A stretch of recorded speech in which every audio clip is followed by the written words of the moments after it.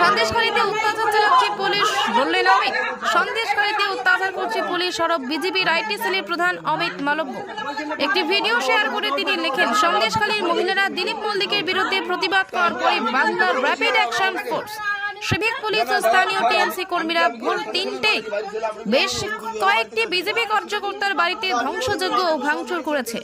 ক্ষমতার এই নির্লজ্জ অপব্যবহার বন্ধ করতে হবে মমতা বন্দ্যোপাধ্যায়কে।